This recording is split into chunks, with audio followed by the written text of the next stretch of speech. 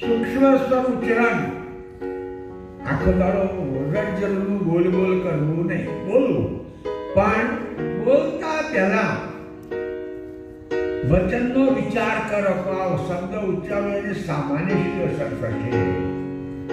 પહેલાના જમાનામાં મહાભારતમાં લખ્યું છે, રામાયણમાં લખ્યું છે, ઘણા ગ્રંથોમાં લખ્યું છે કે કોઈ રાજાઓ સામાસામે યુદ્ધ કરે એ વખતે આટલું વિજ્ઞાન બાંધેલું નહોતું અને યુદ્ધમાં લડવા માટે મોટા મોટો ઉપયોગ બાણનો થતો. બાણ ભલું બનો ને એ વાતો લખે છે આજ સુધી તો ભગવાન જાણે, પણ એ બાણ લઈ અને ધનુષ પર ચડાઈને કે મંત્ર ભણે, એ મંત્ર પ્રમાણે બાણ એ વાતો લખેલી છે.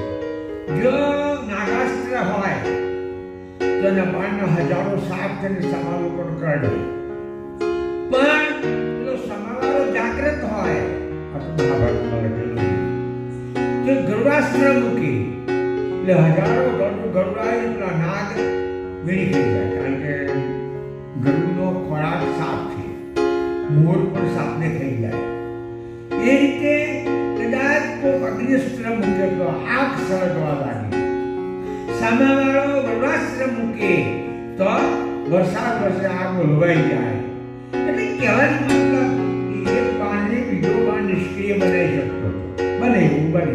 અને કસુરી તો સામે પેલા બાણને બાણ વાળો તૂટી જાય, ટુકડા થઈ જાય, પણ વ્યક્તિ કે વચનરૂપી બાણ મારે છે, શબ્દરૂપી સ્વર છોડે છે.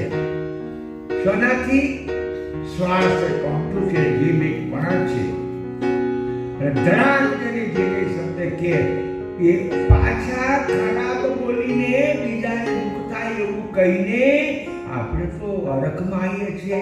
એવું કહ્યું કે ઊભી હરગી ગઈ છે, પાણી તો એવું બધું બોલો તો બીજા હરગી ગઈ તો એ સ્વર વાગ્યા વગર રહે જ નહીં. પેલા બાણનો પ્રત્યુત્તર હોય છે, તોડી નાખે, બીજા સ્વરને ભાગી નાખે, પણ જે શબ્દ બાણ માર્યું એ તો બીજાને વાગે અને હૃદયમાં ઘાત.